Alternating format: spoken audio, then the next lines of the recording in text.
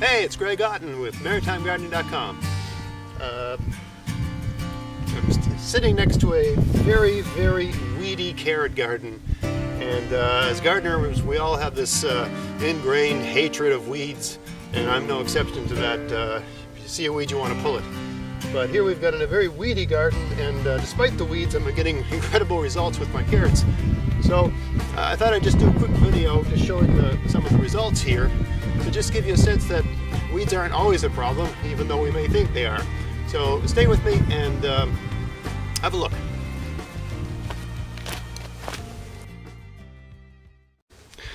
Alright, so just to have a closer look in that garden I was sitting next to, you can see there's a lot of grass growing in with the carrots. You can see the carrots, right? So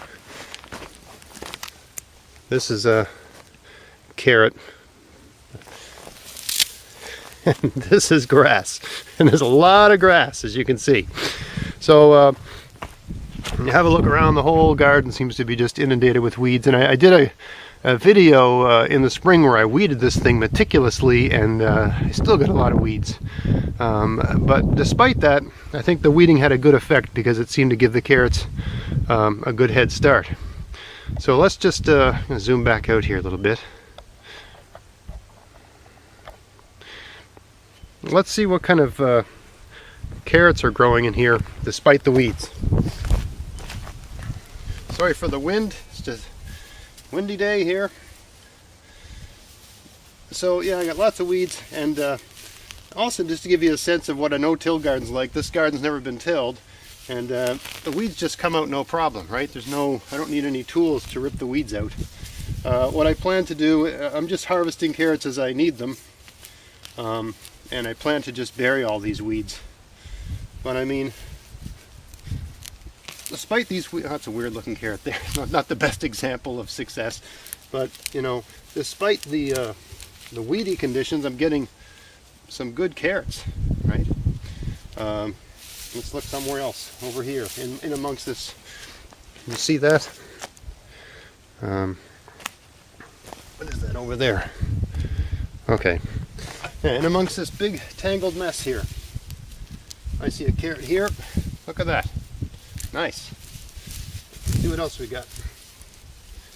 There's another beauty. Look at that. Beautiful carrot. Let's go in the mess over here. Weeds everywhere. Oh, that's not the best example of a good carrot, but it's still a carrot. Here's a monster. Let's see what this guy, this guy looks big. Whoa, look at that baby. That almost looks like a mutant of some kind. Anyways, there's a lot of carrots here. I'm not even halfway through this garden. We've been eating carrots. Basically, I started eating carrots in October. I don't really eat too much of them until October because they taste better once the frost has come down. But now it's October, so you know, we have a carrot dish maybe 2 or 3 times a week. So definitely not a huge problem. And to weed this garden, I mean, the weeds just come out, right? So it's not going to be a problem getting rid of those and getting it ready for the next year. Sometime in November, when it starts getting really cold, or sometime in late November, early December, I'll pull whatever carrots are left before the freeze starts. Anyway, to speak more generally about the carrots, you know, I see people harvesting all of their carrots and storing them. Depending on where you live, I live in Zone 6 and it's unseasonably warm, but nevertheless, I would not typically, here where I live, pull my carrots in until early December. It just seems like not a very good strategy because they're not laying down or looking dead, they're still growing. So why would I want to stop them from growing? Why would I want to go through all the effort of storing them when they're not only being stored right now, but they're still growing? These actually need to be thinned. So why don't I take advantage? As long as they want to grow, I might as well let them grow. I'm just going to get more carrots. They're turning air and minerals and stuff into nice carrots for me. So, you know, leave them in the ground as long as you can. The cold and the frost and all those sorts of things just make them taste better. They get sweeter and sweeter and sweeter as they start to convert their their root into more of a sugar type thing. So if you like good tasting carrots, that's another reason to leave them in the ground as long as you can. Don't store them until you absolutely have to, until your ground is starting to freeze. I'm not in a situation like that at all. We get a light frost, we get frost the odd day, but the ground is not freezing, so there's no point in pulling them. I've even seen people, even when the ground freezes, they just pile up the hay on top of them and leave them outside. I've tried that, and I haven't had the best of success, perhaps because these gardens are raised a little bit.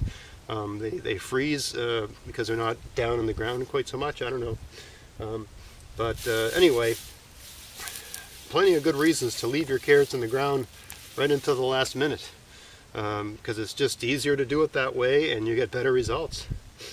So just a little quick video on weeds and how they're not always a problem, and especially if you're using a no-till approach.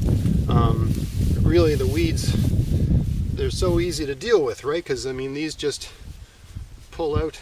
Here's a big pile of grass here, right? This would normally be something that would be really well rooted. I mean, look how long this is. It's been growing for quite a while. And I mean, I pull on this, it doesn't break off, it comes out, roots and all, right? Easy to weed. And actually, as you get going, it just gets easier and easier. I don't want to do all of this because I don't want to, uncover my carrots. And in terms of harvesting carrots, when you're harvesting in your garden, you just break off the tops and throw them back in there. It's quick. Just break off the tops, throw them back in, right? All that came out of your soil. You want to put that back in your soil. I'm not going to plant carrots here next year. I'll plant something else. You should always rotate your crops a bit. And all that's just going to become food for the worms and the other microorganisms living in the soil. All right, so hope that was helpful. I hope you enjoyed this content. If you did, like us on Facebook, like this YouTube video, subscribe, click the bell if you want to get indications when I have made new videos. And check out our podcast, maritimegardening.com. And until next time, get out there, get at it, and have fun in your garden. Thanks for watching.